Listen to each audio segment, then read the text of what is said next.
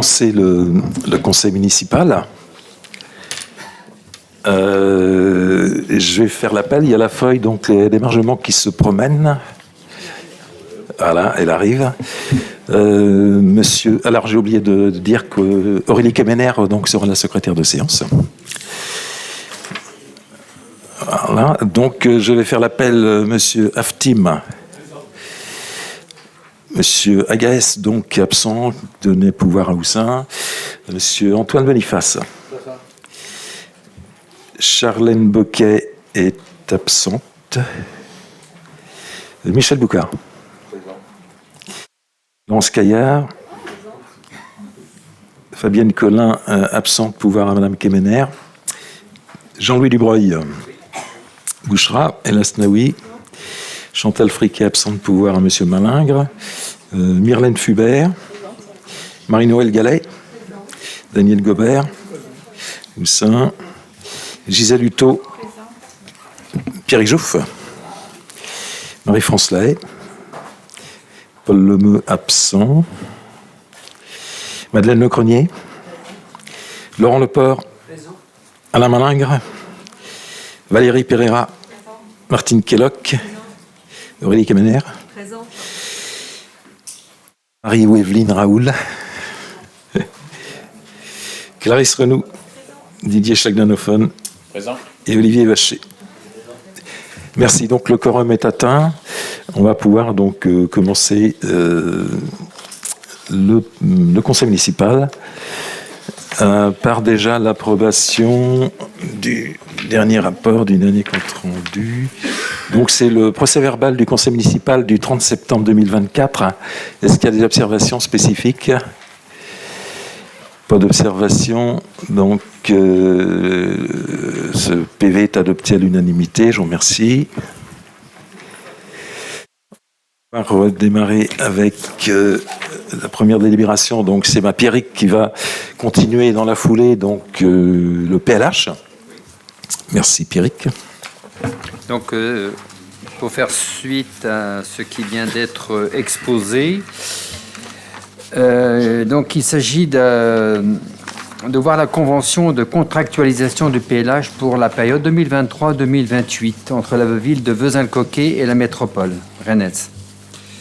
Vu la délibération du 2 février 2023 adoptant les orientations stratégiques du futur PLH, celle du 23 mars 2023 arrêtant le projet de PLH 2023-2028 de Rennes Métropole, du 22 juin 2023 adoptant le projet de PLH suite à l'avis des communes, la délibération en date du 21 décembre 2023 relative à l'adoption définitive du programme local de l'habitat suite à l'avis des personnes publiques associées, la délibération du 21 mars 2024 relative à l'ajustement des produits logements du PLH et enfin la délibération du 20 juin 2024 approuvant les termes de la convention type de contractualisation à conclure entre les communes et Rennes Métropole concernant le PLH 2023-2028.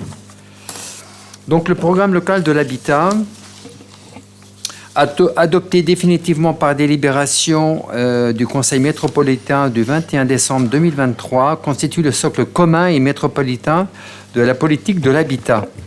L'approche globale et systématique développée par cette politique permet d'agir sur l'ensemble des segments de marché, public, privé, locatif, accession, de l'offre neuve au parc existant, en passant désormais par le recyclage immobilier. On vient d'en parler. Elle permet in fine d'assurer les conditions d'un accès équitable au logement pour toutes et tous et au pouvoir d'habiter par 4 orientations stratégiques déclinées en 31 actions opérationnelles. Pour développer cette approche systémique de la politique de l'habitat, la Rennes Métropole a mis en place dès 2005 un mode opératoire contractuel avec les communes. Monsieur Puy nous en a dit un mot tout à l'heure, afin de garantir la mise en œuvre effective de ces orientations collectives et partagées sur l'ensemble du territoire. Si cette contractualisation n'est pas imposée à la commune, elle ne la soustrait pas au respect des règles générales définies par le PLH. Elle n'a donc pas pour objet de reprendre l'ensemble des actions du PLH, mais de décliner leur mise en œuvre au plus près du contexte et de la spécificité de chaque commune de la métropole, identifiée lors des nombreux échanges, y compris bilatéraux, qui se sont tenus entre les communes et Rennes Métropole tout au long de l'élaboration du PLH. Dans ce cadre, Rennes Métropole, en tenant compte de l'armature urbaine, mais aussi des spécificités de chaque commune, contractualise sur la base d'un engagement communal. Donc ça peut répondre à certaines interrogations d'entre vous sur comment on constitue et sur quelle base on constitue les nombres de logements à venir sur le PLH. À assurer donc une maîtrise publique du foncier dans l'ensemble de ses composantes et plus particulièrement de ses prix. À développer le principe général de dissociation foncier bâti sur les fonciers publics dès lors que le contexte de marché le justifie. Donc, M. Puy nous a parlé du bail réel solidaire. Maintenant, vous savez un peu de quoi il s'agit. Quantitative de livraison de logements, dont une part pouvant être un recyclage immobilier. On pense notamment aux bureaux qui sont pouvant être recyclés, notamment. À mettre en œuvre les orientations programmatiques du territoire de manière globale à l'échelle du territoire communal et déclinées dans toutes les opérations faisant l'objet d'une convention d'application des objectifs du PLH ou réalisées sur des secteurs de mixité sociale. Voilà, c'est de voir quelle est la part des logements aidés et non aidés dans le nombre de logements au cours du PLH, en fait. Enfin, à suivre, à respecter les nouvelles règles de densité en visant une diversification des formes urbaines afin de mieux répondre à la pluralité des aspirations résidentielles. C'est ainsi qu'en matière de densité, on vous rappelle que c'est 41 logements à l'hectare pour ce qui est du renouvellement urbain, c'est le minimum, et en minimum, en extension urbaine, c'est 35 logements hectares. À mettre en œuvre l'ensemble des actions nécessaires à la transition écologique et les outils s'y référents, référentiels et énergie bas carbone. À respecter les objectifs environnementaux et de qualité d'usage des logements définis par certification. À programmer des logements adaptés au bien vieillir. Juste pour vous donner une idée, on en parle peut-être après, il y a un minimum de logements dans ce cadre-là pour le bien vieillir qui est demandé au cours du PLH. Si vous regardez le document, on retrouve ces chiffres-là. C'est 20% normalement des logements sur la durée du PLH. Et situés de préférence, c'est d'ailleurs un peu le périmètre déjà un peu établi, dans la centralité de la commune. À s'inscrire dans la totalité des objectifs qualitatifs relatifs à la mise en œuvre du droit au logement et dans le respect des règles communes définies dans le cadre de la conférence intercommunale du logement et son articulation avec la filière du relogement social prioritaire. À mettre en œuvre le schéma d'accueil des gens du voyage, tant au niveau de la création de l'offre qu'au niveau des modalités de gestion définies dans le cadre métropolitain. Enfin, à garantir l'articulation de la mise en œuvre du contrat PLH avec l'ensemble des politiques et documents transversaux métropolitains, PLUI, PCAET, ça veut dire Plan Climat, Air Énergie Territoriale, PDU, Plan de développement urbain. En contrepartie de ces engagements contractualisés, Rennes Métropole apporte des aides techniques et financières. Aide à la maîtrise foncière via les différents outils dont le programme d'action foncière et d'assurance de la mobilisation des types de financement réglementaires pour permettre la sollicitation de l'établissement public foncier régional. Portage du foncier pour les opérations faisant l'objet d'une dissociation foncier bâti. Déclenchement des financements pour la production des logements aidés. On en a parlé à l'instant. Mise à disposition dans le cadre de la convention dédiée des moyens humains, techniques et financiers à l'accueil des gens du voyage, délégation par la métropole aux communes des propositions d'attribution du logement social sur le flux dédié à l'ensemble des contingents publics dans le respect des critères de la conférence intercommunale du logement, mise à disposition des moyens techniques dédiés à la gestion de la demande locative sociale, accompagnement des communes à la réflexion des programmations de logements adaptés au vieillissement de la population, travail de façon concertée avec les communes dans un objectif de solidarité et d'équité pour une redéfinition des zonages ABC et 1, 2, 3 par l'État. Je pense que ce sont les secteurs dans lesquels appartient la commune de Vezins par rapport à d'autres communes comme Passé ou autres. Donc je pense qu'il y a une sectorisation, je pense à ça, quand on parle de zonage ABC et 1, 2, 3. Aide aux communes, programmation, financement des opérations soumises à l'article 55 de la loi SRU, Solidarité et Renouvellement Urbain, à réaliser leurs objectifs triennaux, accompagnement dans toutes les procédures d'échange contradictoires avec l'État, contractualisation avec les communes qui le sollicitent d'un contrat de mixité sociale, afin de leur éviter un arrêté de carence multipliant les pénalités financières par 5. Mise en cohérence entre le PLUI et le PLH au fur et à mesure des procédures de modification ou de révision de l'un et l'autre des deux documents. L'ensemble de ces aides et d'accompagnement ont fait l'objet au préalable d'un examen par les instances de suivi et de mise en œuvre du PLH. L'article 5 de la Convention permet d'identifier des clauses spécifiques au contexte de la commune qui ont été remontées dans le cadre des rencontres de contractualisation et validées par les instances métropolitaines de suivi du PLH. Le contrat cadre joint en annexe à la présente délibération sera ensuite décliné à l'échelle des opérations d'urbanisme et des opérations immobilières dans le diffus de plus de 15 ou 30 logements suivant les communes. Si la contractualisation est indispensable pour que la commune bénéficie de l'ensemble des aides et accompagnements métropolitains énumérés ci-dessus, une non-contractualisation n'exonère pas la commune de la mise en œuvre des orientations générales du PLH, à savoir une production et une programmation de logements PLU, PLAI, c'est-à-dire le PLAI, ça veut dire le prêt locatif aidé d'intégration, et le PLUS, le prêt locatif à usage social de type HLM. Elles devront également, le cas échéant, atteindre l'objectif triennal de rattrapage de logements sociaux fixé par l'État dans le cadre de la mise en œuvre de l'article 55 de la loi SRU. Pour tout cela, elle ne pourra toutefois prétendre ni aux subventions ni aux aides techniques et opérationnelles de Rennes Métropole.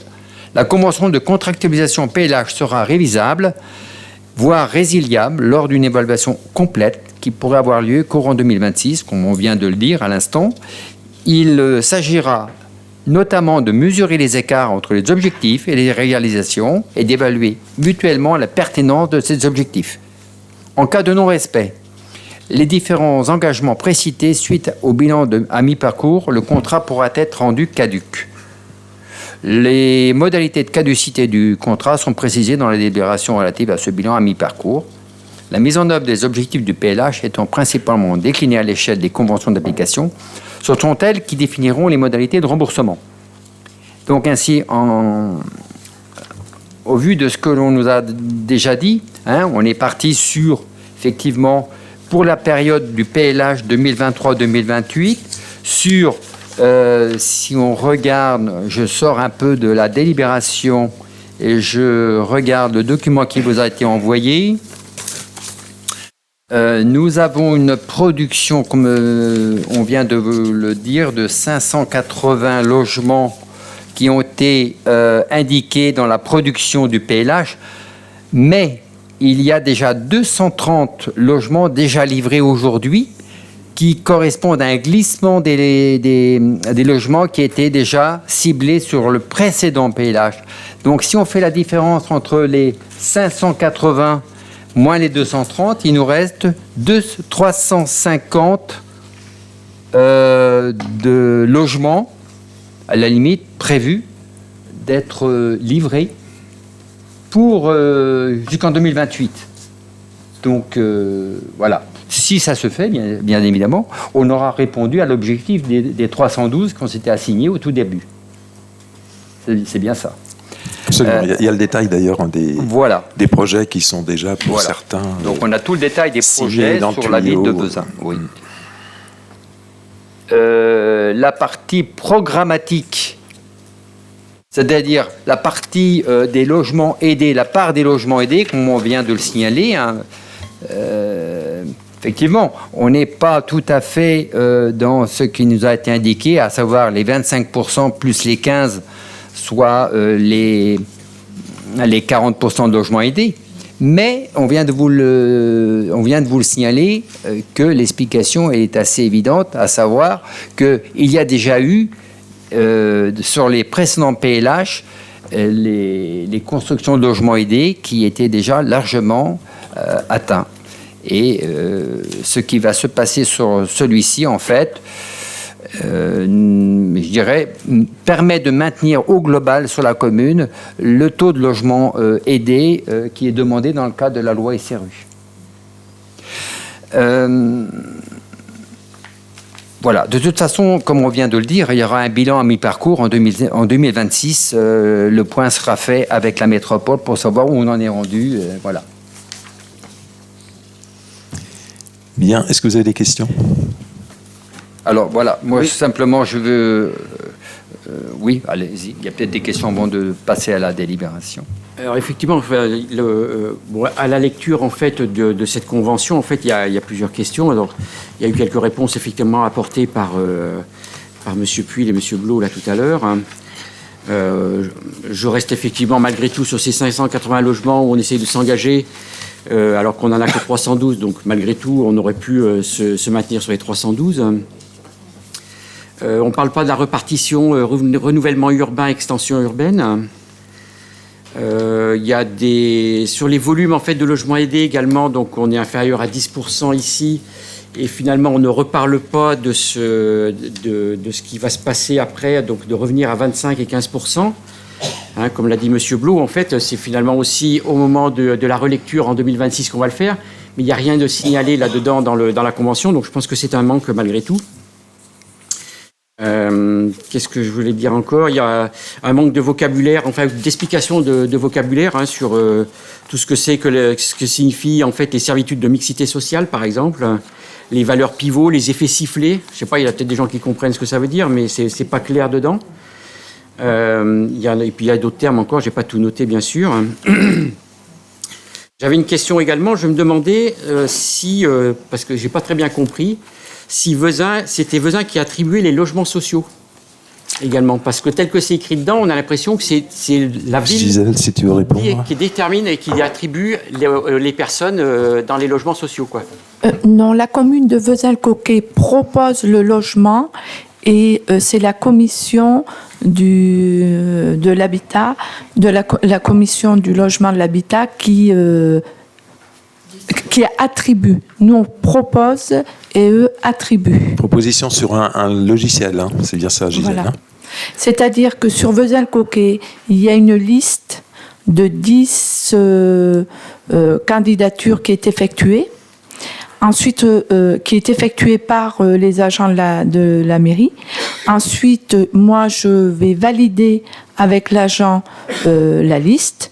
Par rapport aux paramètres, par rapport à différents points à voir. Donc, la première personne qui est sélectionnée va recevoir une invitation pour savoir si elle accepte ou pas ce logement. Ensuite, elle va le visiter. Ensuite, ça va passer à la commission locale de l'habitat et qui va déterminer s'il y a attribution ou pas. Donc, nous, commune, on propose et eux attribuent. Pour ce qui est de l'effet sifflet, on a ça à la page 18 de la Convention. C'est en fait une sorte de, on va dire, pas de lissage, mais de diminution progressive des aides en extension urbaine. C'est ça l'effet sifflet. Donc on commence à un moment et ça va progressivement s'éteindre.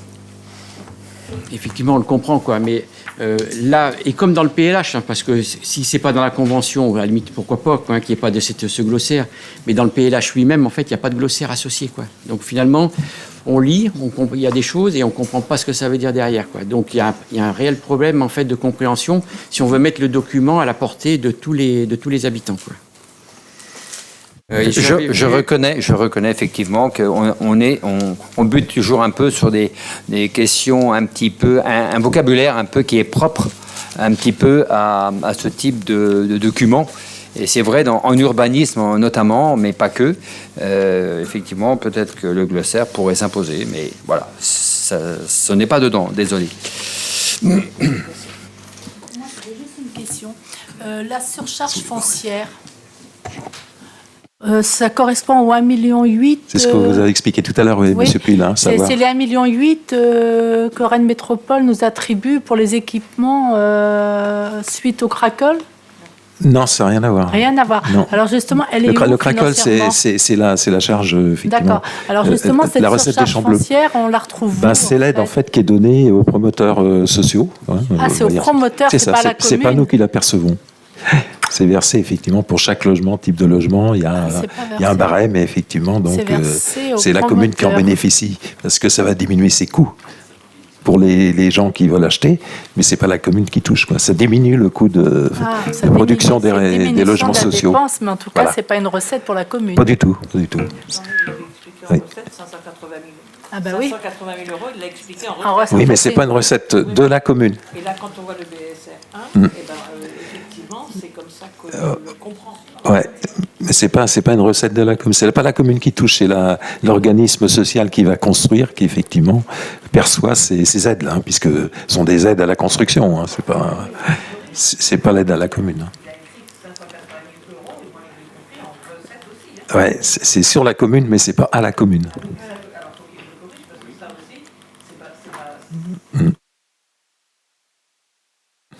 Ben, malheureusement non. Madame Le Cronier, vous êtes appuyé sur un des paragraphes du document. Ah oui, c'est juste par rapport. Oui.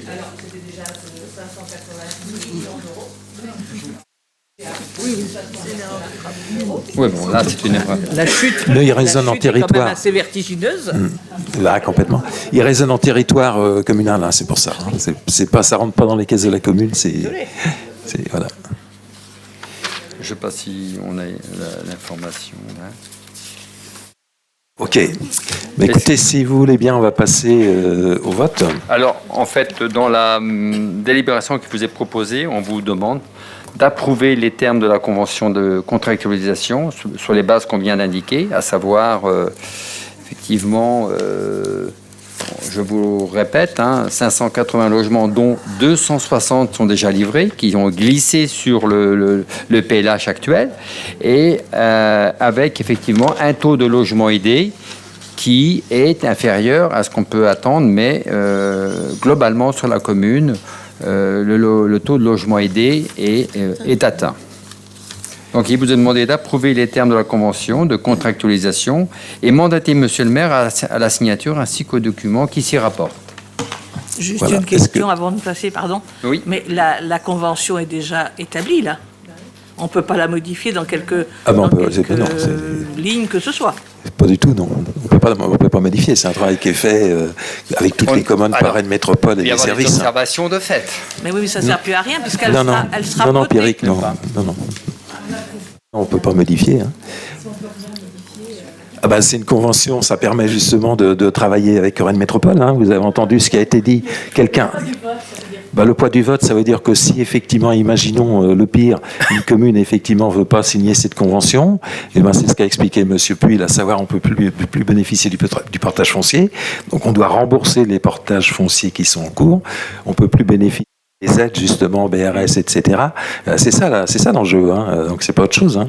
Donc il y a des conventions qui ont été, les textes des conventions communes Rennes Métropole ont été travaillés effectivement d'une part dans des commissions, après au niveau du Conseil des maires, et après ça a été voté effectivement en bureau métropolitain. Donc on peut pas modifier effectivement le. Donc, est-ce que tout le monde participe au vote ? Ça montre simplement, excusez-moi, que finalement, on nous propose un document sur lequel il y a des choses qui sont perfectibles dessus, et ça montre aussi qu'il finalement, il n'y a eu aucune concertation avec les gens qui sont présents ici pour l'écriture de ce document-là. Ah bah non. Ah bah non. Si. Pas avec vous. La concertation a eu lieu. Pardon. La concertation a eu lieu entre les élus qui sont chargés du dossier, les agents territoriaux de la commune, avec les référents de Rennes Métropole. Il y a eu les 312 logements sur le PLH ne sont pas arrivés par hasard. Ils ont été travaillés depuis... Ça, on est d'accord, mais c'est sur l'écriture, comme je le signalais tout à l'heure. En fait, il y a des choses qui sont imperfectibles dans l'écriture, qui ne sont pas compréhensibles. Moi, j'avais compris les histoires de logements sociaux qu'on attribuait directement les logements aux personnes. Il y a un certain nombre de choses qui manquent, que je pourrais encore signaler. En fait, il aurait été de bon ton, finalement, depuis l'écriture de ce document-là, qui n'a pas été écrit hier, ou avant-hier, qu'il y ait en fait une concertation plus large avec les différents... Mais non, mais c'est pas une délibération spécifique à Vezins. Toutes les communes ont ce modèle de délibération. Mais on a bien compris, mais ça n'empêche que le document est bien propre à Vezins pour un certain nombre de choses. Okay. Donc, en fait, on peut avoir derrière une concertation pour essayer d'avoir quelque chose qui fait consensus entre tous les élus. Ce n'est pas le cas. Bien. Alors, qui s'abstient ? Une abstention. Qui est contre ? Donc, 5 contre, d'accord. Et qui est pour ? Ben, bien sûr. Pardon ? Il y a 5 contre. Il y a 5 contre et une abstention.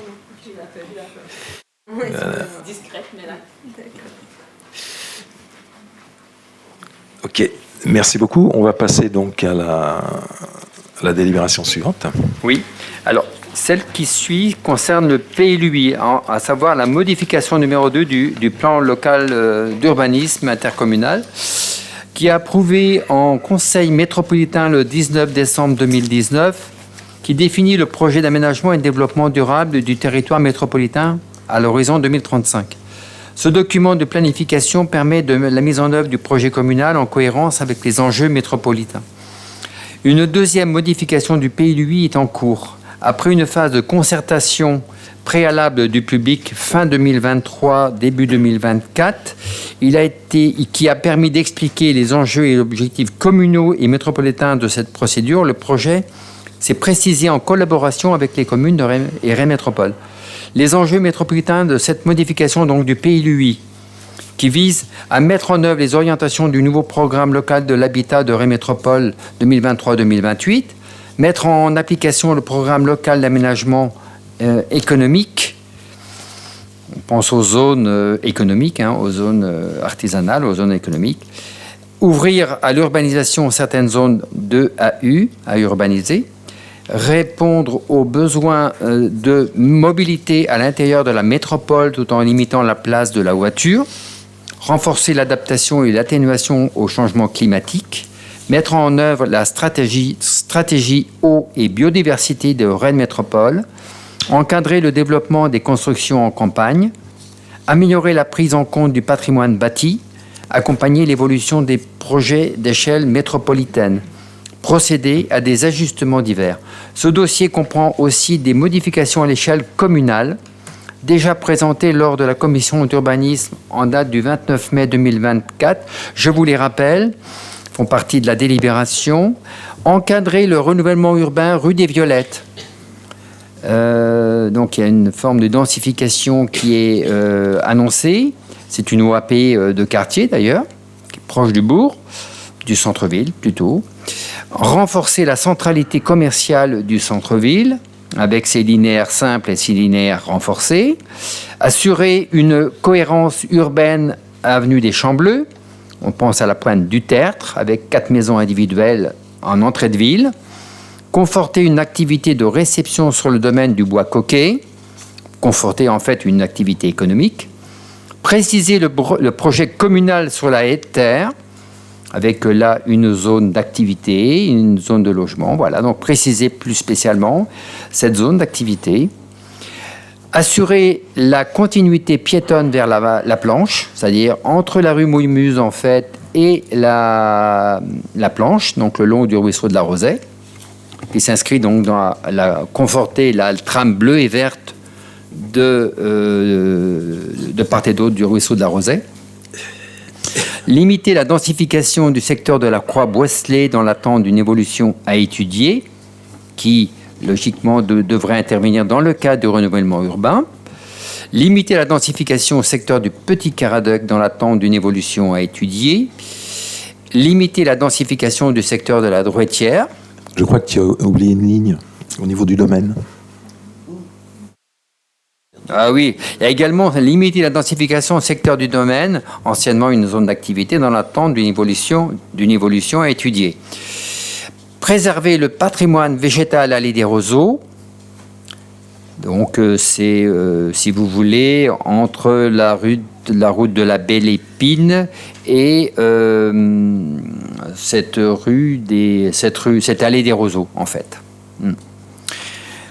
Préserver le caractère patrimonial de la rue de Montfort, donc l'habitat le long de la rue de Montfort. Préserver le patrimoine bâti rural de la zone agglomérée. Pense à la ferme du Pic-Caradoc, par exemple, le Bavezin, le Tertre, Mouille-Muse. Assurer les déplacements actifs au sein du Pic-Caradoc, avec des réserves foncières pour les aménagements et sécurisation des déplacements. Création de STECAL qui veut dire secteur de taille et de capacité d'accueil limitée pour les gens du voyage. Régularisation notamment par rapport à la Belle Épine. Il y a deux parcelles. Route de Rennes, il y a également, vous le voyez, il y a également des parcelles dédiées aux gens du voyage. Également à la Métrie, sur la route de la Métrie. Protéger le patrimoine bâti de Vezin-le-Coquet, on pense à la mode Bossé, en allant vers l'Ermitage. La Droitière, avec l'ancienne ferme. Monastère également bénédictin à Montigné, qui est en cours d'analyse, je crois. Le projet de modification a été notifié par Rennes Métropole aux personnes publiques associées, préfet, région, département, chambre de commerce et d'industrie, chambre des métiers, chambre d'agriculture, syndicat mixte du Pays de Rennes et SNCF, et chacune des 43 communes membres de la métropole pour avis avant d'être soumis à enquête publique fin 2024, début 2025. Ce dossier faisant l'objet d'une évaluation environnementale, la mission régionale de l'autorité environnementale a également été saisie pour avis. L'enquête publique qui sera organisée par rapport à cette modification 2 du PLUI, elle va arriver du 17 décembre 2024 au 22 janvier 2025.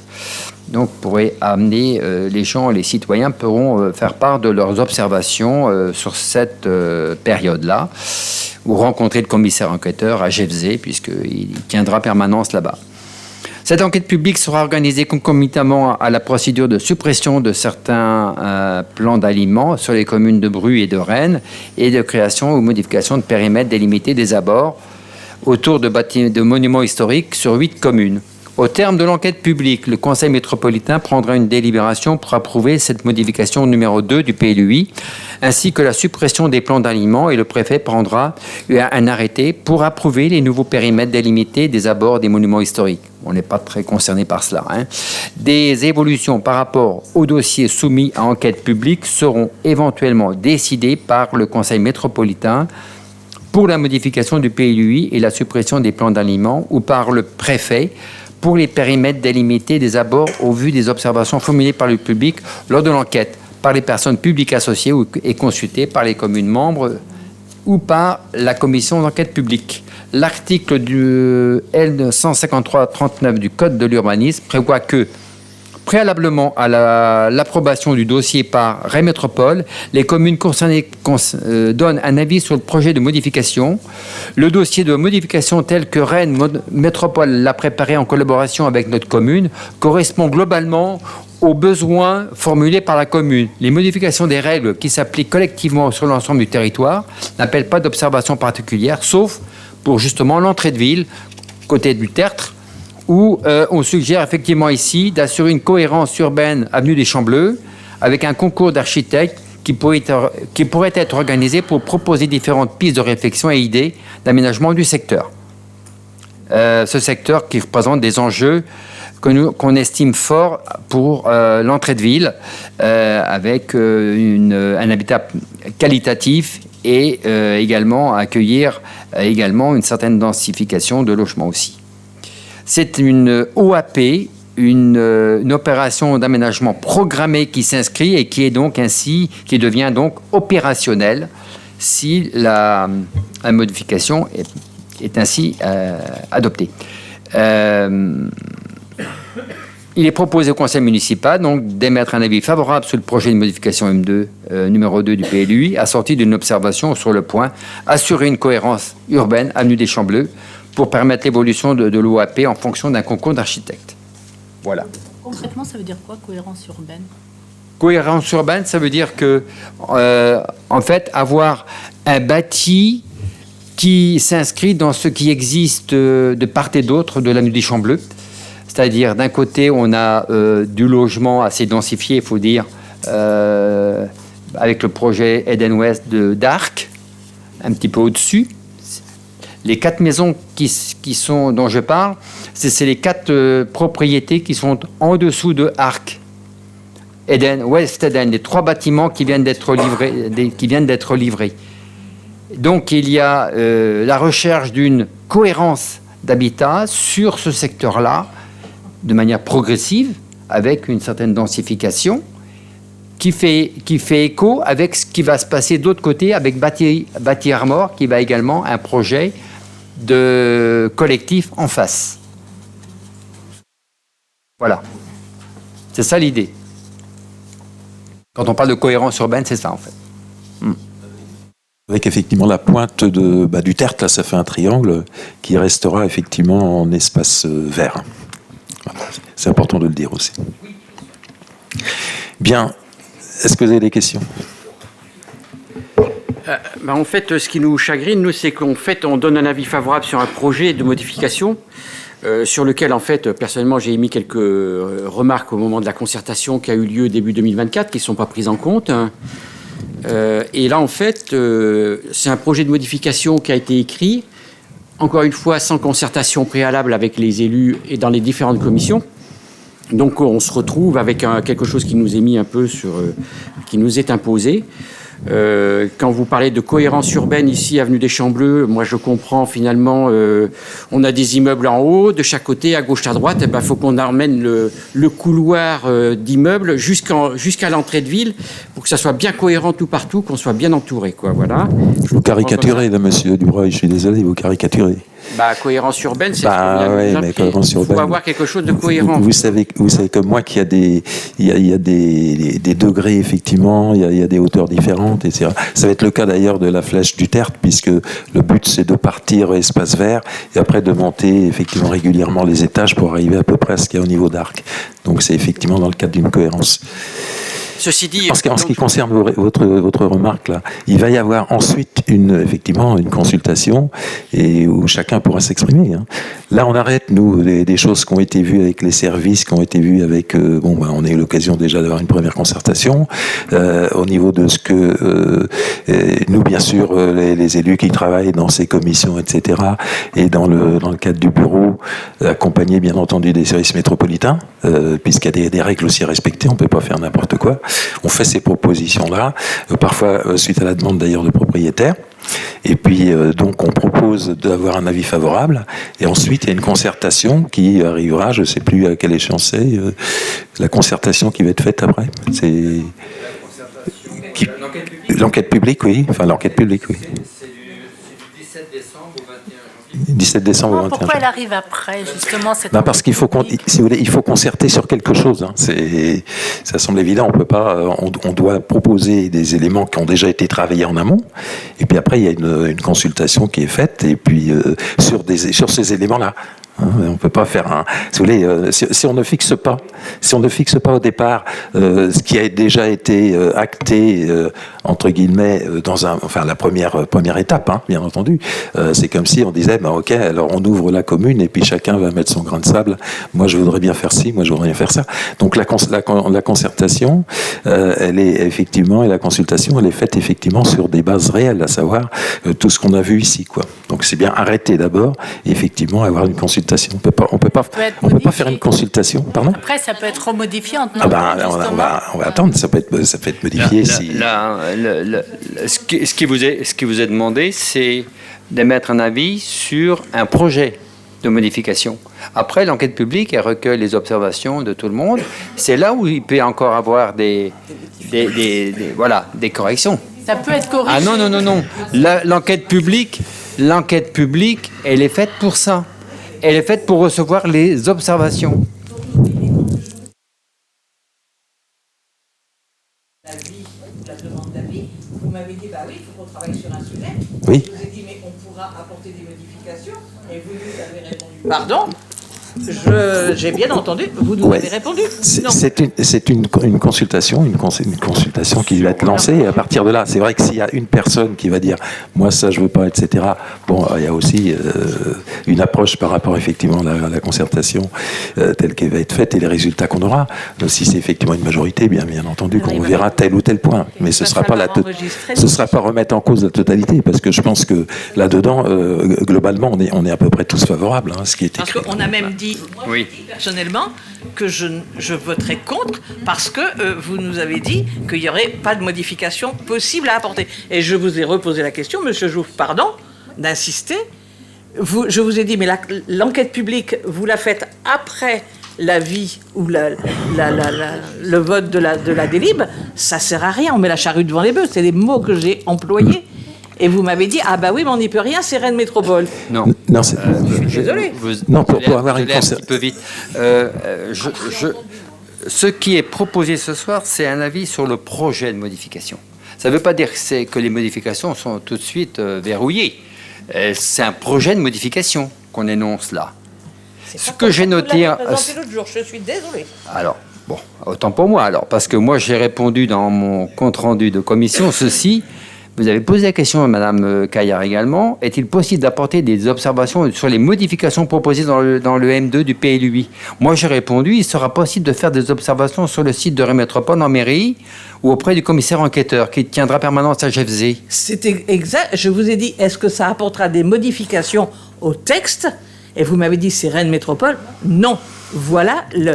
Et c'est pour ça que je vous ai dit, je voterai contre. Non, mais l'enquête publique permet...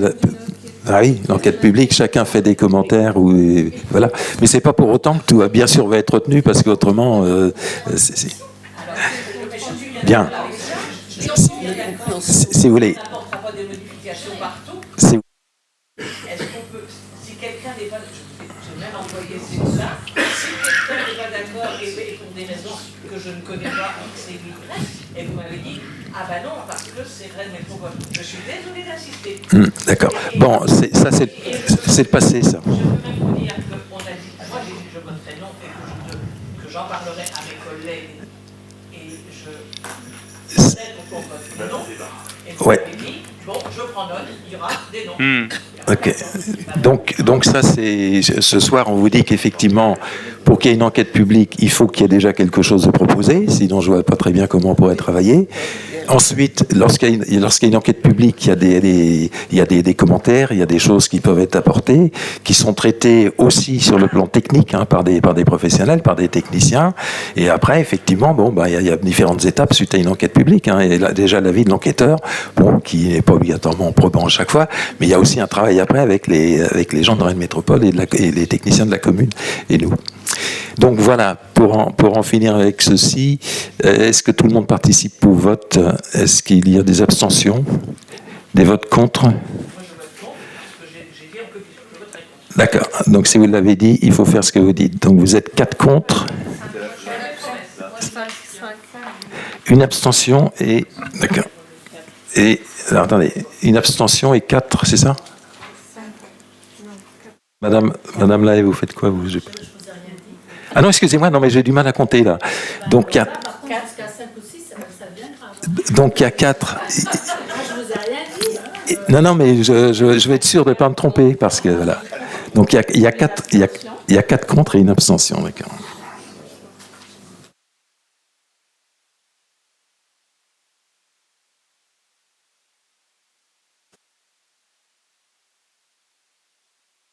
C'est pas ça, mais vous savez, quand on fait le PV, il faut avoir bien sûr le nombre et le nom également des gens, comme vous le savez, donc il faut que ce soit précis.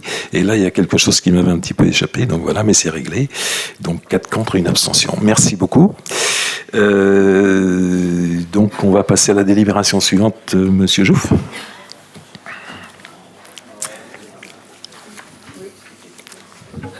Sur la délibération suivante, on parle d'une convention publique d'aménagement, l'avenant numéro 12, dans le cadre de la convention qui nous lie avec Territoire.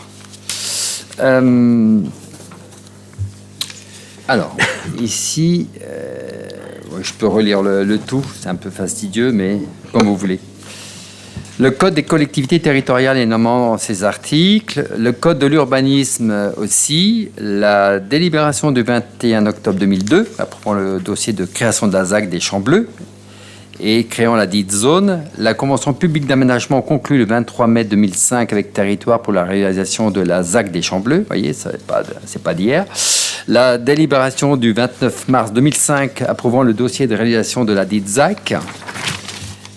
Vu les avenants, alors de 1 à 11 de la convention publique d'aménagement conclus respectivement, donc voilà, vous avez toutes les dates.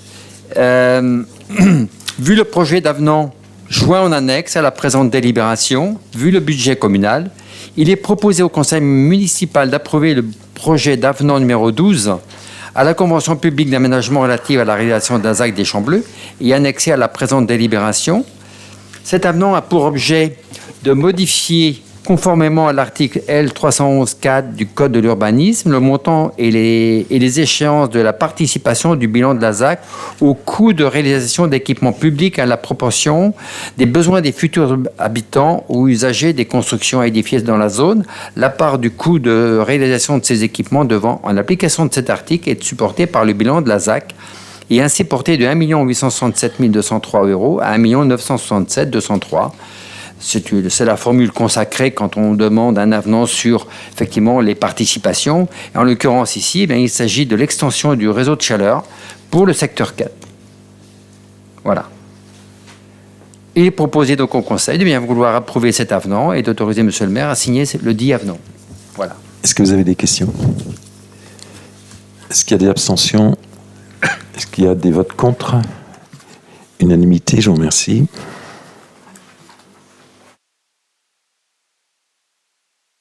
Dénomination de voirie, Pierrick. Alors, dénomination de voirie, c'est la rue de la Droitière. Monsieur le maire informe les membres présents qu'il appartient au conseil municipal de choisir par délibération le nom à donner aux rues, voies, places et lieux-dits de la commune. La dénomination des voies communales et privées ouvertes à la circulation est laissée au libre choix du conseil municipal, dont la délibération est exécutoire par elle-même. Il convient pour faciliter la fourniture de services publics tels que les secours et la connexion au réseau et d'autres services commerciaux, comme la délivrance du courrier et les livraisons, d'identifier clairement les adresses des immeubles. Considérant l'intérêt communal que présente la dénomination des voies, considérant que la route partant de la rue du Tertre à la rue de Belle-Épine, bordée de... En fait, il y a 3 lieux-dits. Pour moi, il n'y en a pas 2, il y en a 3. Il y a la Droitière, le Haut-Jussé et le Moulin à Vent. Et dans l'agglomération, elle doit donc être nommée par une rue. Donc la rue de la Droitière. On est arrêté sur ce nom de voie qui relie donc la rue du Tertre à la rue de la Belle-Épine. Vous est donc demandé d'autoriser Monsieur le maire à signer toutes les pièces nécessaires à l'exécution de la présente délibération et d'adopter la dénomination suivante, rue de la Droitière, voilà, pour la voie reliant la rue du Tertre à la rue de la Belle-Épine. Il y a des questions? Oui, une question. Est-ce que les habitants sont d'accord? Alors, il y a eu un envoi de courrier ou de mail également aux habitants. Il n'y a pas eu de réaction, sauf une personne qui a réagi ce matin, après avoir eu un courrier il y a déjà peut-être 2 mois, 3 mois. Et ce matin, cette personne s'est pointée en mairie. Ah d'accord. Voilà. J'étais pas là, j'étais pas dans le bureau. Mais elle venait un petit peu agacée, donc je pense, de ce changement. Bon, c'est vrai que quand les courriers sont partis, il n'y avait aucune réaction, et ça fait, comme tu le dis, environ 2 mois que c'est parti. Oui. Donc c'est vrai qu'on arrête aussi des décisions après un certain délai. Et en l'occurrence. Donc la numérotation des habitations ne change pas, sauf pour ceux qui sont en haut, les 3 maisons anciennement du Moulin à Vent, en fait. C'est dans la continuité des autres numérotations. Sinon, les autres, on garde les mêmes numérotations. Il n'y a pas d'impact pour les habitants. Bien. Est-ce qu'il y a des abstentions? Est-ce qu'il y a des votes contre? Unanimité, je vous remercie. Même chose, voirie Petit Caradoc. Petit Caradoc. Donc, monsieur le maire, pareil. Hein, donc, c'est le même paragraphe. Si vous voulez, je vous en fais grâce. Considérant que la route dans le prolongement de la rue des Violettes, hein, voyez, partant du croisement de la rue d'Ouate jusqu'à la sortie de l'agglomération au lieu-dit Petit Caradoc, va donc être nommée par une rue. Il est donc demandé au conseil municipal de valider la dénomination rue du Petit Caradoc pour toute cette voie qui va donc de la rue d'Ouate jusqu'à la sortie de la partie agglomérée du Petit Caradoc, ainsi que pour la voie en impasse, toujours dans le Petit Caradoc, qui s'appellerait rue de Petit Caradoc, avec les mêmes numéros qu'aujourd'hui, donc il n'y aurait pas d'impact sur la numérotation en fait de ces voies. Et autoriser monsieur le maire donc à signer toutes les pièces nécessaires à l'exécution de la présente délibération et d'adopter la dénomination suivante, rue du Petit Caradoc, pour voie partant du croisement de la rue d'Ouate jusqu'à la sortie de l'agglomération dans le prolongement de la rue des Violettes. Voilà ce qui vous est proposé. Donc, il est demandé au conseil municipal de valider la dénomination rue du Petit Caradoc pour voie partant du croisement de la rue d'Ouate jusqu'à la sortie de l'agglomération, dans le prolongement de la rue des Violettes, d'autoriser monsieur le maire à signer toutes les pièces nécessaires à l'exécution de la présente délibération et d'adopter la dénomination suivante, dénomination rue du Petit Caradoc pour voie partant du croisement de la rue d'Ouate jusqu'à la sortie de l'agglomération dans le prolongement de la rue des Violettes. Je précise que la numérotation reste la même, donc il n'y a pas d'impact par rapport à l'adressage aujourd'hui. Et que pour dire les choses jusqu'au bout, c'est que la partie d'un Longret reste la Longret. Voilà. Donc, est-ce qu'il y a des commentaires ou des questions? Est-ce qu'il y a des abstentions? Même question que tout à l'heure, quoi, en fait, à savoir est-ce que les habitants sont d'accord, quoi, en fait? Nous n'avons pas eu de retour suite au courrier qui a été envoyé. Comment? Il y a eu des réunions avec le riverain, mais depuis que le courrier a été envoyé et les messages, on n'a pas eu de retour. C'est ça, oui, tout à fait. Les décisions qui ont été prises étaient dans le sens de ce que souhaitaient les habitants. Voilà, donc est-ce qu'il y a des abstentions? Est-ce qu'il y a des votes contre? Unanimité, je vous remercie. On va passer donc à le rapport de la Chambre régionale des comptes sur Rennes Métropole. Alors c'est un document qui fait, vous l'aviez en pièce jointe, c'est un document qui fait 147 pages. Donc j'ai pas tellement envie de vous lire les 147 pages. Michel, t'es pas d'accord? Donc c'est donc un contrôle donc a commencé à compter de l'exercice 2016. Ce contrôle a été ouvert par lettre du 21 mars 2023, adressée à Madame Appéré, présidente depuis le 9 juillet 2020, excusez-moi, et par lettre du 17 avril 2023, adressée à Monsieur Emmanuel Couette, qui était son prédécesseur, bien sûr, puisque le contrôle concerne ces deux périodes. Et donc, l'entretien de début de contrôle s'est tenu le 20 avril 2023. L'entretien de fin de contrôle, donc le 6 juillet 2023 avec Mme Appéré et le 30 juin avec M. Couette. Donc voilà, ça c'était un peu l'introduction. Ce que je vais faire, je vais éventuellement vous lire, c'est un petit peu par famille. Excusez-moi, je suis un peu enroué en ce moment. Avec les grands points, en fait, les grands points, notamment l'architecture budgétaire et qualité comptable.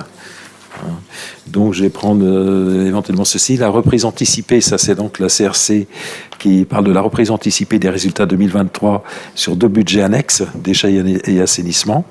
Donc la CRC estime que la CGCT impose que cette reprise anticipée aurait dû porter sur chacun des budgets de la collectivité. Rennes Métropole répond, donc l'avis de la DGFiP a été sollicité afin de sécuriser juridiquement ces reprises anticipées. Je peux vous donner un autre exemple si vous voulez. L'amortissement pro rata temporis, non-respect de l'obligation introduite par la M57, Et Rennes Métropole répond, pas de méconnaissance de cette règle récente par Rennes Métropole, mais des difficultés pratiques à lever pour la mettre en œuvre, mais c'est en cours.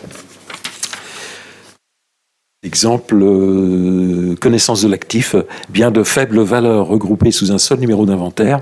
Donc, réponse de Rennes Métropole, les biens de faible valeur sont amortis en une seule année et sortis du bilan lorsqu'ils sont amortis. Multiplier les lignes d'inventaire n'apportera aucune information supplémentaire par rapport aux lignes de liquidation de l'exercice budgétaire en cours. Alors, vous voyez, c'est, à chaque fois, il y a plein de questions. Ça, c'était le premier, c'était l'architecture budgétaire. Le deuxième point, c'était le contrôle interne. Par exemple, manque de structuration du contrôle interne, donc CRC, Rennes Métropole répond, partage du constat, nécessité de renforcer les dispositifs de contrôle des opérations comptables, et fin, tout en maintenant un niveau de déconcentration, oui, comme moi, permettant de garantir une efficacité opérationnelle. Donc il y a des choses comme ça, hein, lors des contrôles de la CRC, qui sont aussi utiles, puisque ça permet de mettre des contrôles éventuellement, et de développer des contrôles internes lorsqu'ils ne sont pas suffisants. Un autre point, donc dans le cadre du contrôle interne, l'organisation et le positionnement de la direction des finances se traduisent par des lacunes dans le suivi de certains dossiers, notamment les montages fiscaux. La réponse de Rennes Métropole, le service ingénierie financière est bien systématiquement sollicité par les directions concernées sur les dossiers fiscaux. Donc voilà. Donc c'est un peu comme ça pendant une vingtaine de pages. Je veux bien continuer à vous donner d'autres exemples, mais je crois que voilà. C'est comme à chaque fois, donc, il y a la Chambre régionale des comptes, donc, qui fait un audit. Hein. Il y a beaucoup de points de soulever, certains qui méritent de l'être. Hein. D'une façon globale, ce qui avait été relevé donc n'était pas grave, puisqu'en fait, ça s'est maintenu à donner des préconisations. Donc, voilà, ça c'était le rapport de la Rennes Métropole. Je vous remercie de prendre acte. Donc, il y a l'autre qui concerne... Je crois qu'il faut quand même signaler que par rapport à ce rapport, il y a un truc qui est gênant, c'est que finalement, il y a des questions, enfin des remarques qui sont faites par la Cour des comptes. Il y a des réponses qui sont apportées par Rennes Métropole, Chambre régionale des comptes. Il y a également des réponses de la métropole qui dit ça on ne fera pas. On ne sait pas faire, on ne fera pas. Et en contrepartie, on n'a pas la réponse finale de la Chambre régionale des comptes pour dire ok, c'est bien, tant pis. Alors, quand ils répondent, c'est un peu incomplet comme truc. Quand ils répondent, effectivement, je ne sais pas, moi je l'ai lu, les 147 pages, avec beaucoup d'intérêt, bien sûr, comme vous pouvez le penser. Et quand ils disent on ne fait pas, notamment, c'était le problème du passage avec la M57 au niveau du calcul des amortissements pro rata temporis, donc dès le premier jour, alors qu'avant c'était le premier jour de l'année suivante. Et là, Rennes Métropole, compte tenu de la masse énorme, effectivement, d'investissement qu'il peut y avoir à tous les niveaux, dans tous les services, n'a pas pu mettre effectivement ces logiciels en place à temps pour faire les calculs. Et ils s'engagent par contre à le faire. Hein. Donc il y a aussi une certaine tolérance la première année qu'on aurait pu avoir nous aussi, quoi.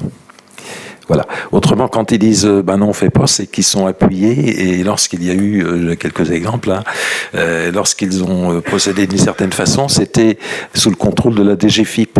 Hein, à chaque fois, bien entendu, Rennes Métropole, ils ont leurs spécialistes, mais aussi ils travaillent beaucoup avec la DGFIP. Et ce qu'ils avaient fait comme modification était fait avec la préconisation de DGFIP. Donc là, c'est vrai que la Chambre régionale des comptes, à ce moment-là, se rapproche de DGFIP et pas de l'autre. Donc voilà, au niveau de territoire, c'est pareil, c'est aussi un rapport qui est important. Il y a un peu moins, je crois qu'il n'y a que 127 pages. Donc c'est intéressant aussi. Qu'est-ce que je peux vous dire ? Ça a commencé à partir de l'exercice 2017. Hein, c'est toujours bien entendu sur 4 ans, 5 ans, selon les derniers exercices en cours. Ça a été ouvert par lettre de la Chambre du 4 février 2022, donc qui remonte bien entendu, je crois que c'est 17 et 5, 22, ça doit être 4 années, 4 exercices complets en amont, il me semble, sauf erreur de ma part. Pardon ? Voilà, donc 2017 est ouvert par lettre le 4 février 2022. Et il y a eu des allées et venues, des questions. Vous savez comment c'est. Si vous avez eu l'occasion d'être confronté à ce genre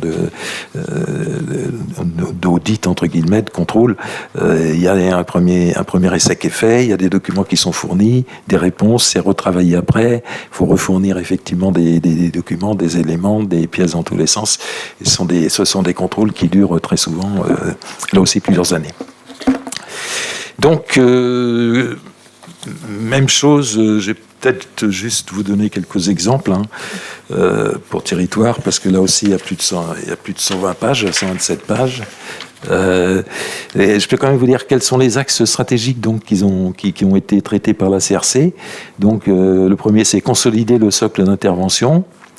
L'axe stratégique de préparer les opérations d'aménagement de demain, participer à l'équipement du territoire, la constitution d'un parc immobilier, axe stratégique, agir pour la performance globale de l'écosystème territorial, innover au service de la performance sociale et environnementale de l'aménagement. Donc c'est les 5 axes stratégiques de développement qui sont ressortis pour les années 2023-2028 suite au contrôle de la CRC, quoi. Donc, les remarques qui étaient faites, c'était une absence de stratégie en termes d'évolution de l'actionnariat de la SPLA. Donc, poursuivre, donc ce qui est répondu par territoire, poursuivre le principe d'entrée au capital par acquisition d'actions auprès des communes déjà actionnaires, maintenir un montant minimum d'acquisition d'actions d'environ 15 000 €, définir un ordre de priorité de la commune cédante, c'est un peu ce qu'on a fait nous avec Chavagne, en fonction de l'investissement réalisé par la commune et la durée de détention des actions. Donc ces décisions ont fait l'objet d'une décision en date du 13 mai 2024.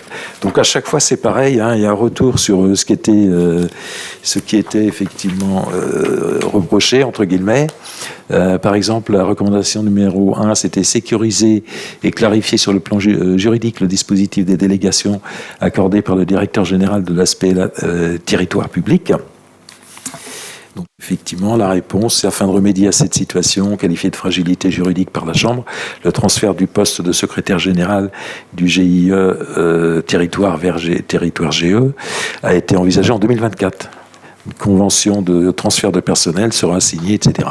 Donc, c'est des choses qui sont mises en place suite à ce qui peut être considéré comme des fragilités. Là aussi, par exemple, des délégations dont la rédaction est à améliorer. Donc, la société a engagé une réécriture de ces actes de délégation en excluant les signatures relevant d'une fiche de poste qui demeure listée dans un... Enfin bref. Donc, à chaque fois, si vous voulez, il y a la CRC donc, qui pose des questions, qui demande effectivement des explications. Et donc, les organismes qui sont contrôlés répondent, et c'est effectivement des choses qui s'étalent là aussi dans le temps, quoi. Donc, je peux continuer si vous voulez, sinon on va peut-être s'arrêter là. D'accord. Donc, je vous remercie de prendre acte de ce rapport, qui était en pièce jointe, avec l'envoi de la délibération. Que la délibération qui vient après, c'est défération, oui, c'est ça, Didier, donc une DM qui arrive pour... Dans le cadre du budget principal 2024, donc on vous soumet une décision modificative numéro 1. Lors de sa réunion du 12 novembre 2024, la Commission Finances, Administration Générale, État civil et Sécurité a procédé à l'examen d'ajustement des crédits votés au budget 2024 de la commune, budget primitif, à savoir en investissement, suite à la validation du Crackle 2023, il a été acté que la commune perçoive une avance du boni estimé du bilan de la ZAC des Champs Bleus. Ainsi, 200 000 € seront versés au budget de la commune en 2024. Ceux-ci vont permettre de financer les dépenses des études nécessaires pour la création d'une ZAC multisite.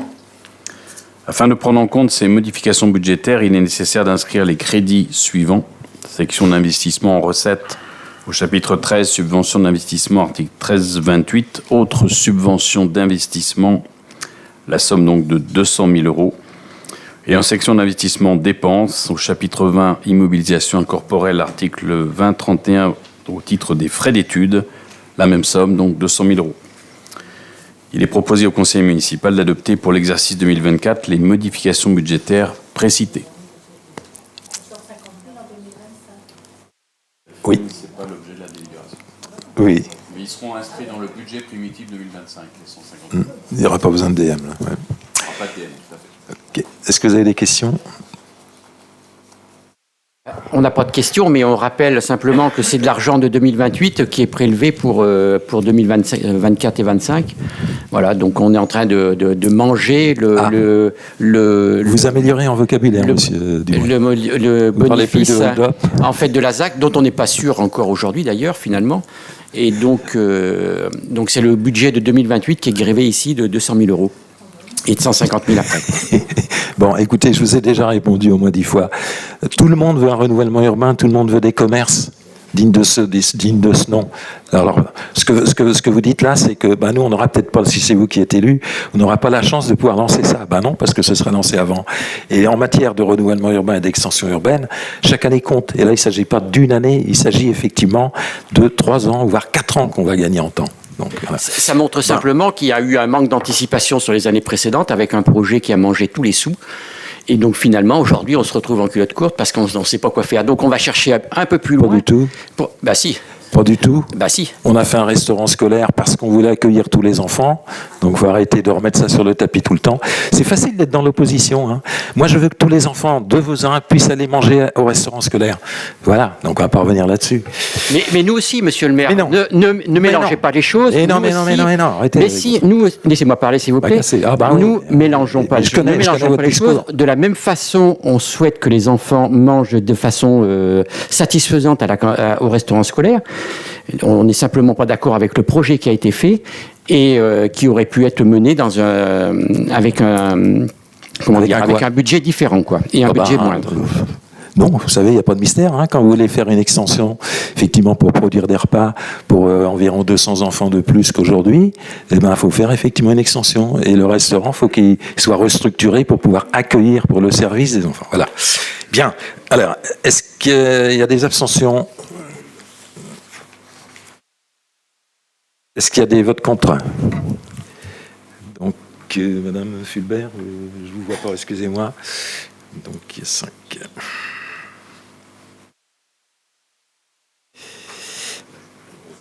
Je vous remercie, donc, majorité.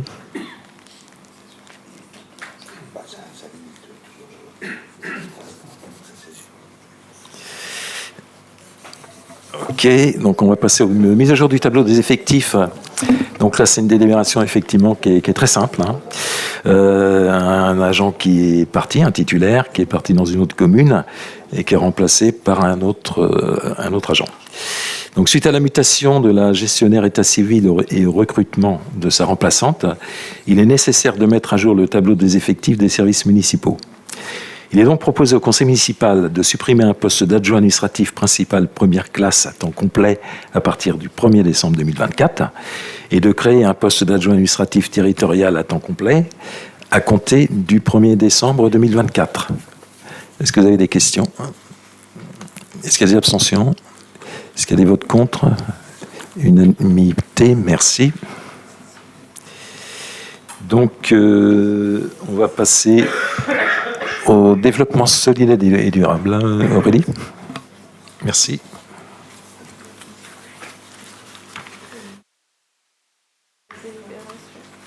Oui.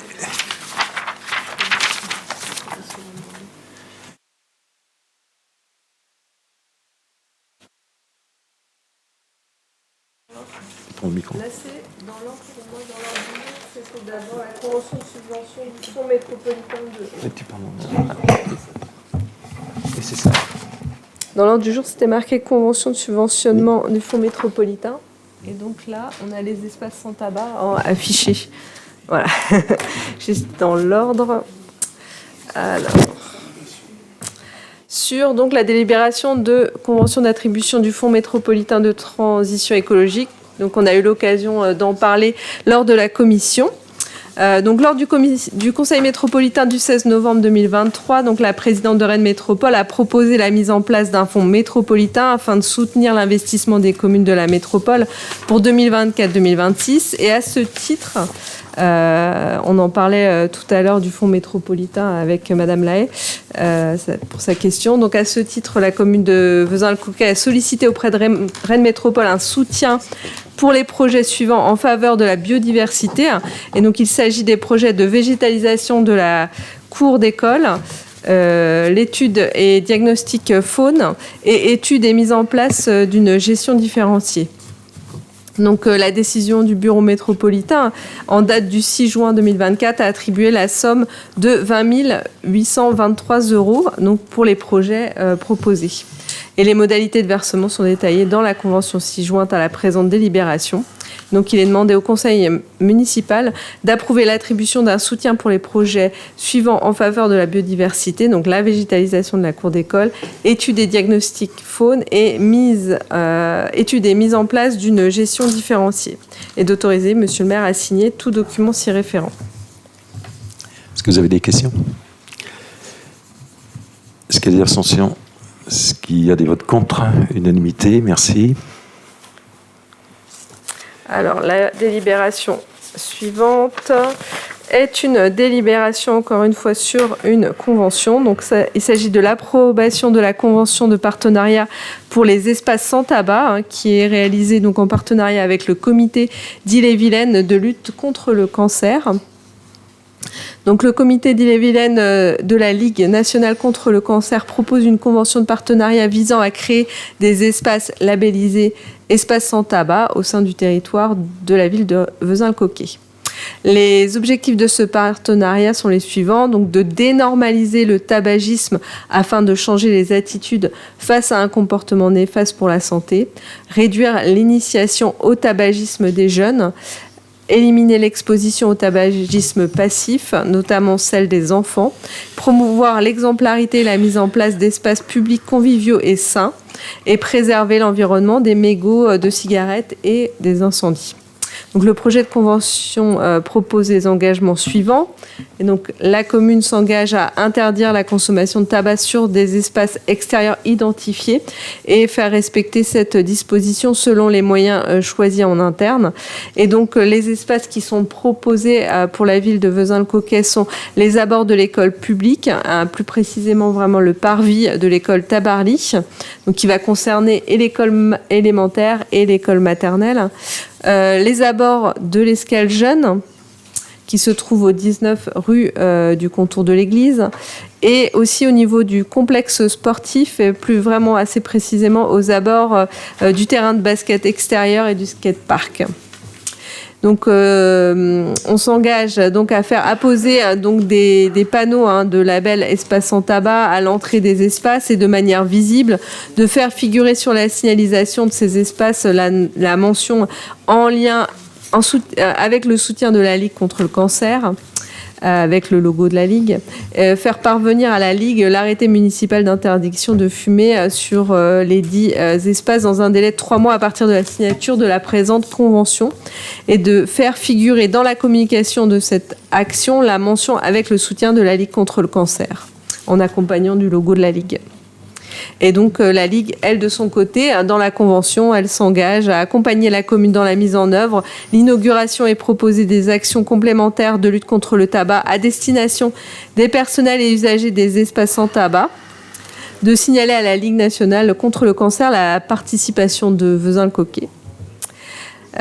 Pour l'inscription au répertoire, il y a un répertoire qui recense l'ensemble des espaces sans tabac sur toutes les communes de France.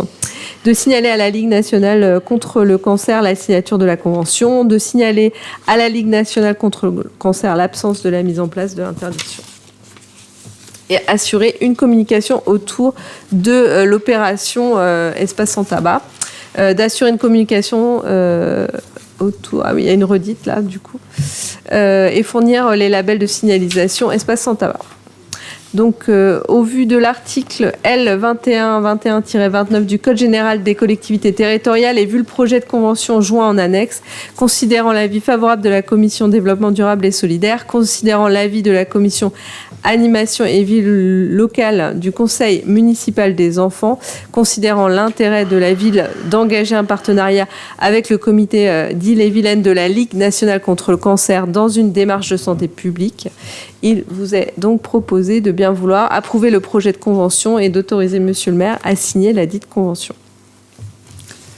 Est-ce que vous avez des questions? Juste une observation, en fait. Moi, je suis d'accord, évidemment, si vous voulez, ces choses-là, c'est évident. Mais et la drogue, donc? Il y a un autre fléau, c'est bien celui-là aujourd'hui. Oui. C'est vrai, mais on ne peut pas avoir un panneau interdiction de se droguer. Mais c'est, bien sûr, c'est le fléau. Quand on a vu l'enfant de 5 ans, là, qui effectivement s'est fait tirer dessus, c'est affreux, bien sûr. Bien sûr. Oui. Non, mais vous inquiétez pas, les gendarmes sont efficaces. Et la police aussi, hein, puisque... Vous les voyez jamais, les gendarmes? Oh, oh, oh. Bon, écoutez, je suis désolé, mais... Oui, parce qu'on a des statistiques, nous, avec le nombre d'interventions qu'il y a de passages chez voisins et tout ça. Hein. Ben, parce que les gens sont pas là, on y passe. Hein. Ouais. Bien. Ouais.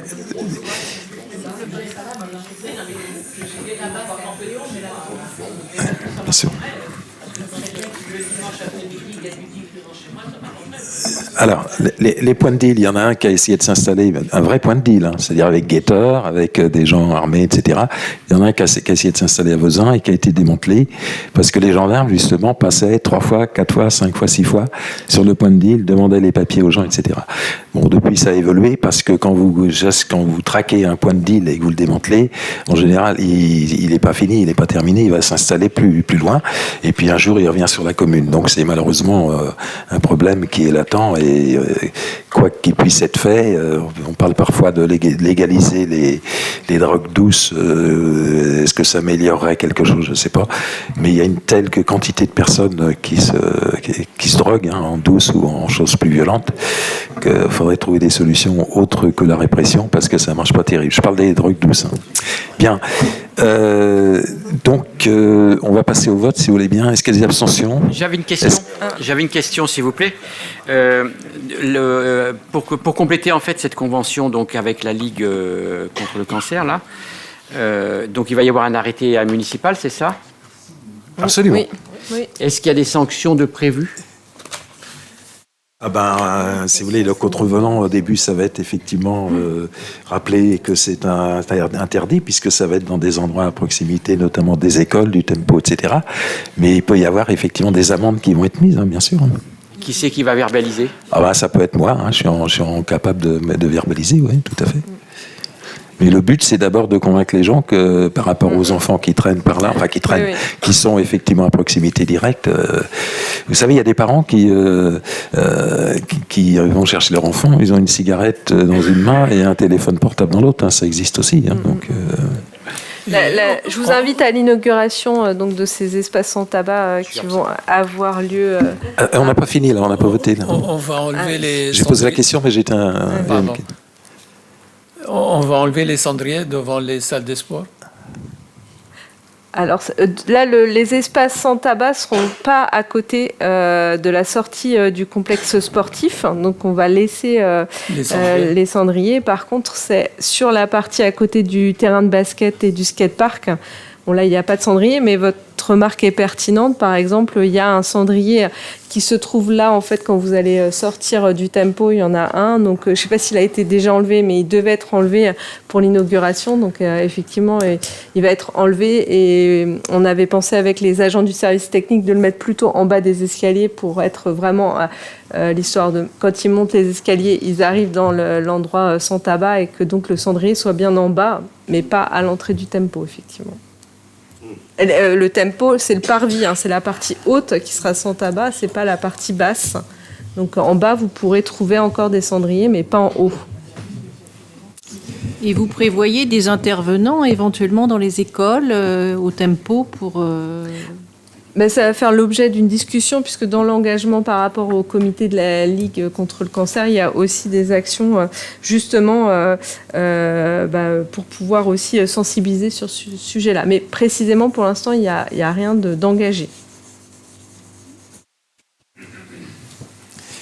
Merci. Est-ce qu'il y a des abstentions? Est-ce qu'il y a des votes contre? Merci, unanimité. Il nous reste une délibération, donc Bouchera, subvention établissement extérieur. Donc là, il s'agit d'une réévaluation d'une subvention établissement extérieur. Donc une demande de participation financière d'un établissement extérieur, l'école d'Iwan, avait été présentée au conseil municipal le 13 février 2024 pour la scolarisation de 2 élèves d'élémentaire sur l'année scolaire 2023-2024. Le montant de 328 € a été voté. Pour rappel, la loi numéro 2021-641 du 21 mai 2021 relative à la protection patrimoniale des langues régionales et à leur promotion a modifié l'article L442-5.1 du Code de l'éducation. Cet article, relatif à la participation des communes de résidence à la scolarisation des élèves dans un établissement privé du premier degré sous contrat d'association d'une commune d'accueil, supprime le caractère auparavant facultatif de la participation de la commune de résidence dès lors qu'elle ne dispose pas elle-même d'une école dispensant un enseignement en langue régionale sur son territoire. D'après de nouvelles informations, le montant attribué de 328 € doit être évalué car il avait été considéré selon un montant de référence avec abattement. Le montant est examiné en commission affaires scolaires, enfance et jeunesse le 13 novembre 2024 pour la scolarisation de ces enfants vezinois dans cet établissement rennais serait de 800,38 € au lieu des 328 € initialement votés. Il est proposé au conseil municipal d'autoriser monsieur le maire à verser la contribution financière de 800,38 € à l'école d'Iwan. Donc là, on se base sur le coût élève 2022-2023 en élémentaire qui est de 400,19 €. Est-ce qu'il y a des questions? Abstention, vote contre, unanimité, je vous remercie. On a donc, j'allais dire épuisé, mais ouais, c'est à peu près ça d'ailleurs. À l'ordre du jour, hein, c'est terminé. Informations diverses, il y a le marché de Noël le 20 décembre, hein, Pierrick, c'est ça? On va se caler pour le marché de Noël. On est en train de finaliser l'organisation avec les services techniques notamment, et puis tous les créateurs qui sont sur Vezin, voilà, avec une animation qui est prévue. Voilà, c'est en bonne voie. Merci, jeune homme. Et il y a également donc qu'est-ce que je veux dire, Daniel Gobert donc qui fait une où est-ce qu'il est caché, Daniel? Il est là. Qui fait donc une conférence sur la Chine, hein, vendredi prochain, en deuxième partie entre guillemets de ce que tu as fait déjà vendredi dernier. Merci Daniel pour ton investissement. Donc le marché de Noël, l'inauguration de l'espace effectivement anti-tabac ou hors tabac, je ne sais plus comment on l'appelle. Sans tabac, voilà, sans tabac. Et j'ai oublié quelque chose, je vais dire un truc, quasi. C'est mercredi. Donc l'inauguration c'est ce mercredi à 18h et c'est ici dans la salle Mosaïque. Vous avez reçu l'invitation par mail. Donc, il y aura le directeur du centre Jeanne Marquis, c'est ça, qui vient? Non, c'est le représentant de la Ligue départementale de la Ligue contre le cancer qui sera là. Bonjour. Ok, écoutez, je vois tout pour l'instant. Est-ce que vous avez des questions, Madame Lecrenier? Est-ce que les lampadaires autour de la salle Armor pourraient être ou nettoyés ou les ampoules remplacées? Samedi soir, il pleuvait des cordes vers 19h30. Le reflet de la lumière peu intense, je dirais. Et la pluie, ça faisait briller les pavés. C'était assez dangereux, ça glissait, mais ça, vous n'y pouvez rien. Mais quand les lampadaires ne s'éclairent plus, c'est un petit peu compliqué de voir où on va. D'ailleurs, j'ai récupéré un monsieur qui était prêt à tomber dans le fossé parce qu'il marchait dans l'ombre et il a failli se casser la figure dans le fossé. Il aurait été bien mouillé et bien... On prend le point. On n'a pas eu d'observation de la part des habitants sur ce sujet. Non, mais Je ne vous dis pas le contraire, mais les D'accord. lampadaires, quand Et- on les voit en et donc- pleine journée, ils ont beaucoup de mousse au-dessus. Donc Ok, donc c'est noté. C'est Est-ce qu'il y a noté, autre Madame Le chose Crenier. Il n'y a pas que là, d'ailleurs. Il y a également un lampadaire qui a été signalé à le premier qui descend au Clos Périgot, qui est également... là, il faudrait qu'il soit remis en état. Et puis, je m'interroge sur les lampadaires sur la place du marché aussi, également. Voilà. Mais celui qui a l'ampoule grillée sûre, c'est celui Oui. qui est quand on descend du parking À pour droite. aller sur le tout près des Corrigans. Oui. Et ça fait un bout de chemin sans lumière. Oui. On Voilà. a noté tout ça, Madame Merci. Le Crenier. Bien, eh ben, je vous remercie. Le conseil municipal donc se termine. Il est, je ne sais pas quelle heure d'ailleurs, 21h17, je crois.